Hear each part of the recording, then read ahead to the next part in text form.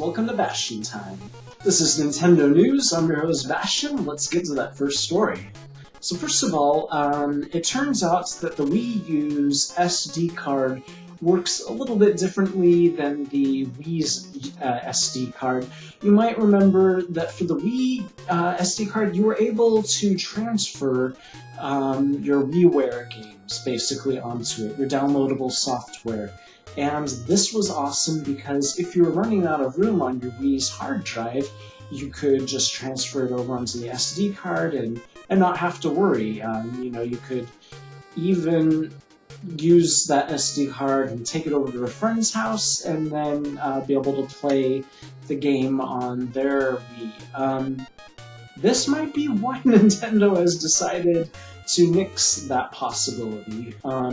Maybe there was some sharing of games in a way that they thought was illegal or not appropriate. I mean, it certainly did allow for people to create things like the homebrew channel and so on, things that utilized assets from various games and then created new games out of them, or even brand new games, non-Nintendo sanctioned games, basically. So I think this is their way of making sure that doesn't happen.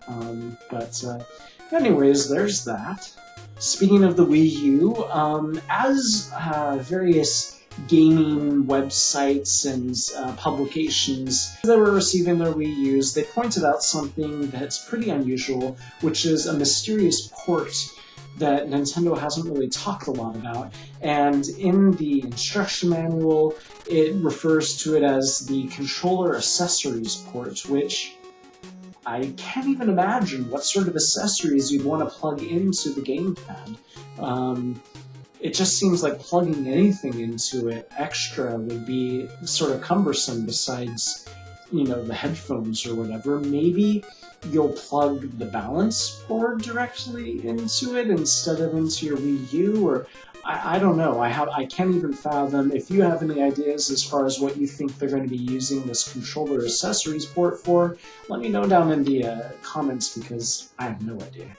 Now let's jump back a generation to the Wii, and out of nowhere today, Nintendo has released a YouTube app for the Wii, and what's interesting about it is it's completely designed around the Wii remote. It's just interesting, though, that it's taken them until the Wii U is just about to come out, to have created this app for the Wii, but it looks like it'll be fun to check out YouTube videos, to watch my videos even.